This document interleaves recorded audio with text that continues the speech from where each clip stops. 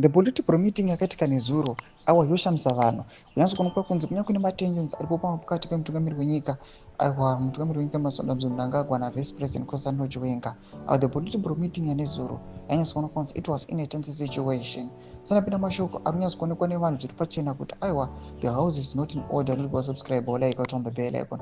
Tiri ZFM stereo mudanyora chiti President Emmerson Mnangagwa and Vice President General Constantino Chiwenga motorcades arriving at the ZANU-PF headquarters for a political meeting to deliberate on key party matters, among other pressing issues.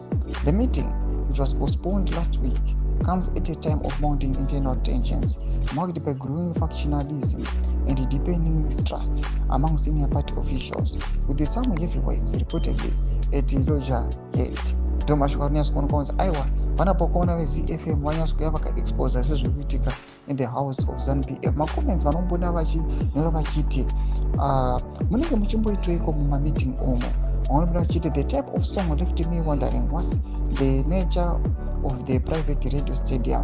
Vanombona vachiti headline iri ihombe, vamwe vachiti ndiani anofanira kutanga kusvika, boss or subordinate. Vanombona vachiti munanyora this statement I tell you will be asked to retract. Vanopinda vachiti VP nhasi pane scarf. Vanopinda vachiti huchi, vamwe vachiti ZFM kumasero, vamwe vachiti did VP arrive after his excellency.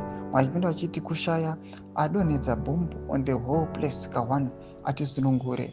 Vamwe vanopinda vachiti these roads are dusty like it's Burundi. Vanopinda vachiti taneta neZANU-PF. Mashoko nemaviews ari kubva nevanhu pamusoro pe the political meeting yesterday.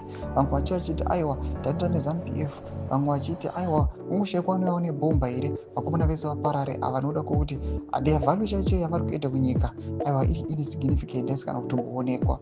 Tudze mafunguro enyu muri kudii pamusoro pechiitiko ichi. Panguva ino patiri kuona kuti aiwa the house is not in order.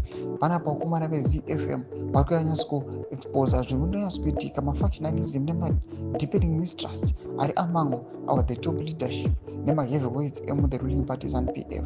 Tudze mafunguro enyu muri kudii pamusoro pechiitiko ichi. Muna comment section medu, subscribe or like, turn on the bell icon.